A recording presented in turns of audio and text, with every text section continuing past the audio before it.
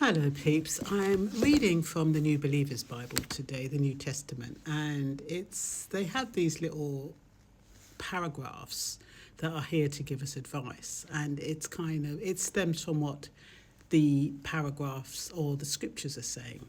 Now, this is Hebrews 13, and it's saying keeping your marriage strong, and read Hebrews 13:4.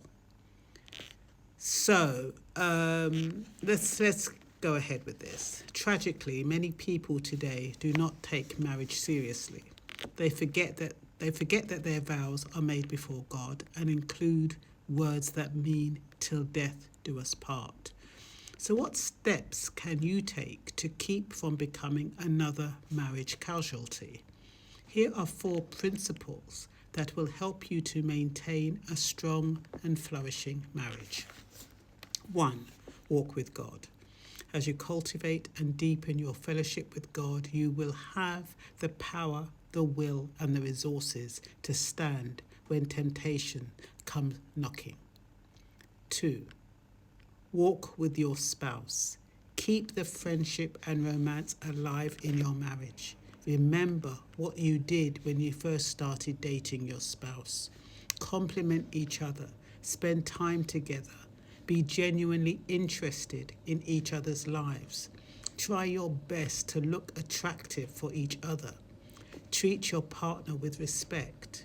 Take practical steps to keep that fire of love burning. Don't walk on thin ice. Psalm 1 warns of the dangers of close relationships with those who do not love God as you do. You must avoid potentially dangerous and flirtatious relationships at all costs. Find Christian friends of the same gender who can be honest with you if they think you are heading into dangerous territory. 4. Count the cost. Remember the price that comes with adultery and immorality. Are you ready to face the shame? Are you prepared for the disgrace and distrust you will bring upon your spouse and children, as well as cause of Christ? A moment of pleasure will result in a lifetime of regret. An intense love for God and for your spouse will see you through the rough waters of sexual temptation. Don't be an easy target for Satan's arrows. Keep moving forward in your relationship with God and with your spouse. So that's giving us advice, and it's true. Today we have, a lot of people have difficulty in remaining happy in their marriage. And the word happy is an anomaly, because it almost implies that you are expected to be happy 24/7. 365 days of the year. That is not the case. You cannot always be happy. You're living with a stranger, and regardless of how long you've been living with that person, he was still or she was still a stranger when you met them. So you're going to be constantly learning things about them, and you have to be willing to learn about your partner. You have to be willing to understand how they express themselves, why they express themselves, why they're not expressing themselves. When you know something is wrong, sometimes you use the coward's way out because you don't want any confrontation. And you know something is wrong, but when they say, I'm all right, you just say, oh, thank God to yourself, I don't have to ask because they've said they're all right. But you know they're not all right, but you don't want to investigate. You don't want to see what's really going on in that person's life. So this is about genuinely having an interest in the other person. It's about genuinely caring. It's not looking for an excuse to take the back door and jump ship. And like that passage said, it said, until death do us part. That means even if you've made a wrong choice, you have to stick it through. You made that choice. You made that decision. And providing it's not a violent relationship and truly unhealthy, you have to go through that and try to work things out. People change when you change. And sometimes the most bizarre relationships work. And I remember my mother saying to me when she married my stepfather, she married him for respectability, and she married him so she'd have some kind of security. She didn't really care about what he was like when she married him. She just wanted to be married. But she found out that he was always drinking, and he was playing dominoes with friends who were very loud and obnoxious. And she grew up in a Christian household, and she found it really uncomfortable. But she wouldn't jump ship. I believe he even hit her once, and she still didn't jump ship. What she did, she prayed. And as she prayed, she said, one by one, the friends stopped coming around to the house. One by one, they stopped the noise.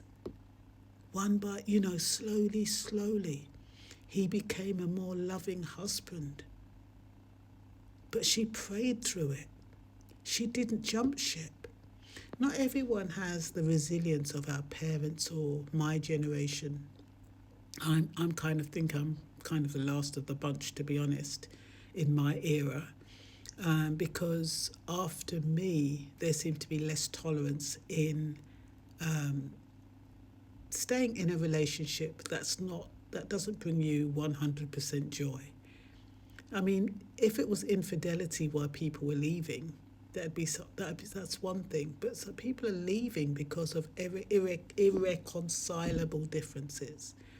They're leaving because they can't agree on something, and instead of trying to work it out, they just decide, listen, this isn't working. We're going to give up, despite the fact that just a few years ago they was as happy as Larry and they agreed on everything. So what changed? People become more self-interested. Some people just like the excitement of a new relationship. They like the excitement of dating, and they like all that romantic stuff. And when the real experiences come, when you realize that, okay, it's not just about going out for meals and going to the movies and kissing and cuddling. It's about, how do we pay the mortgage? How are we going to raise the children?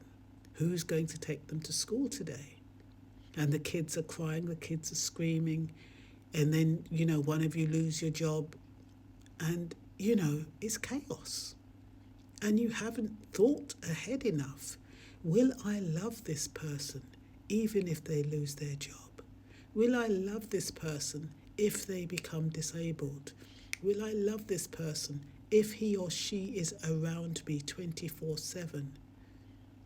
And COVID brought a lot of relationships to an end because people were so used to their spouses going out to work and not being around, and then in the evening they would spend a couple of hours with them, or maybe on the weekends, but they usually knew that they'd have the majority of the day to themselves. When COVID came and you were stuck in the house 24/7 with your spouse, a lot of people realised they'd married the wrong person, and a lot of divorces happened. So you really need to spend time with that person, just doing ordinary things, talking about ordinary things. How do they react when you talk about who's going to look after the children, who's going to take them to school? If you have a mother you need to care for, is he prepared or is she prepared to go around there a couple of days a week? You're just asking questions to get reactions. You just look at your own long-time needs and put those hypothetical questions out there to see how that person reacts. Do they seem caring? Are they like, it's not my business? Because I read somewhere where this man, he'd been with this woman for 3 years, and then all of a sudden he got custody for his kids. And she said that's not what she signed up for, and she was off. So if the person has children, are you prepared to take those children on if the mother dies? It's things like that, and vice versa.